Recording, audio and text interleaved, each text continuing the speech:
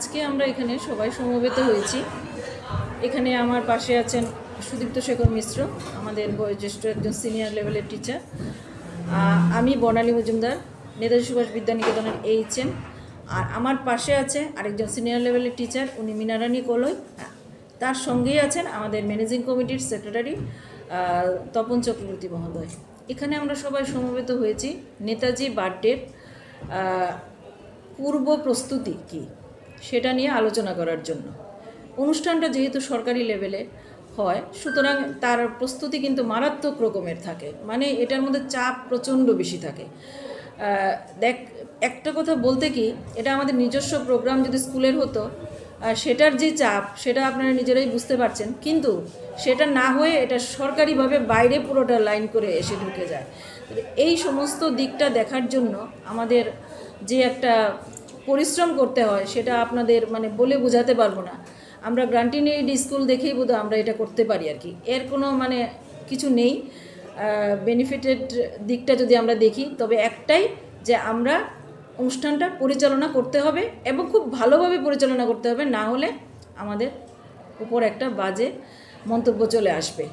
এটাকে লক্ষ্য রেখে আমরা আপ্রাণ চেষ্টা করি সবাই মিলে যে অনুষ্ঠানকে সাফল্যমণ্ডিত করার জন্যে। অনুষ্ঠান সাফল্যমণ্ডিত করার জন্য এবার 23টা প্রোগ্রাম সেট করা হয়েছে। 23টা মানে 23টা ইভেন্ট। অনুষ্ঠান শুরু হচ্ছে আমাদের সকাল 7টা থেকে শুরু হয়ে যায়।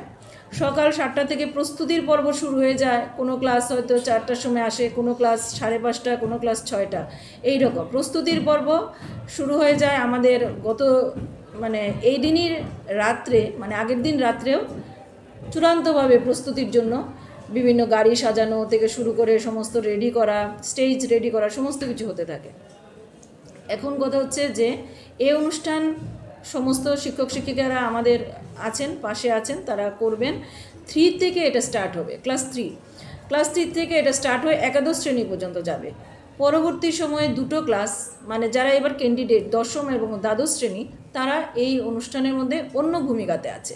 রিহার্সেল তাদের করানো হচ্ছে না এই কারণে, যেহেতু তারা পরীক্ষার্থী, সুতরাং তাদের স্কোপ দেওয়া হয়েছে ওই দিন দ্বাদশ শ্রেণীর বালক বালিকা এবং দশম শ্রেণীর বালক তারা ভলেন্টিয়ার হবে, স্বেচ্ছাসেবক বাহিনী হবে। এবং আমাদের মেয়েরা, দশম শ্রেণীর মেয়েরা, তারা শঙ্খ বাহিনী নিয়ে বেরিয়ে যাবে। শঙ্খ নিয়ে শঙ্খধ্বনি করে তারা শঙ্খ বাহিনী হবে। এই রকম করে অনুষ্ঠানটা যাবে এবং সমস্ত রাস্তা এক এক করে ঘুরবে। ঘোরার পরে এই অনুষ্ঠান শেষের দিকে তারা স্কুলে এসে ঢুকবে। স্কুলে এসে ঢোকার পরে সমস্ত বালক বালিকা বা ছাত্রছাত্রীরা একটু রেস্ট নেবে। নেওয়ার পর তাদের লাইন করে কমলা, ফ্রুটি এগুলি বিতরণ করা হবে। তারপর যে যার তারা বাড়ি ফিরে যাবে। কিন্তু একটা বাহিনী হচ্ছে, যার নাম শঙ্খ বাহিনী, সেই বাহিনী থেকে যাবে স্কুলে স্যার দিদিমণিদের সঙ্গে। স্টুডেন্ট অন্যরা প্রচুর স্টুডেন্ট আসে বাইরের থেকে, বিদেশ থেকে, তারা এসে যায় স্কুলের মধ্যে। স্কুল তো স্কুল না, যেন নিজের বাড়ির মতো এমন একটা মানসিকতা গড়ে ওঠে। তারা আসে, অংশগ্রহণ করে, অনেকে অনেক ভালো ভালো পজিশনে এখন ওয়েল এস্টাবলিশড বলতে গেলে। ওরা আসে, দেখে, ফটো টটো ইত্যাদি তোলে এবং লাস্টের তিথিটাকে উপভোগ করার জন্য, লাস্টে হচ্ছে নেতাজির জন্মতিথিকে কেন্দ্র করে একটা শঙ্খধ্বনি হয় এবং হওয়ার পরে তারপর আমরা সবাই এটাকে গিয়ে পুষ্প স্তবক দিয়ে আমাদের নেতাজি সুভাষচন্দ্রকে আমরা সম্মান জানাই জয় হিন্দ দিয়ে, যেটা ওনার আজাদিন বাহিনীর জয় হিন্দ। আমরাও এখনও পর্যন্ত এটা বহাল করে, মানে এটা পালন করে যাচ্ছি জয় হিন্দ ধ্বনিটাকে।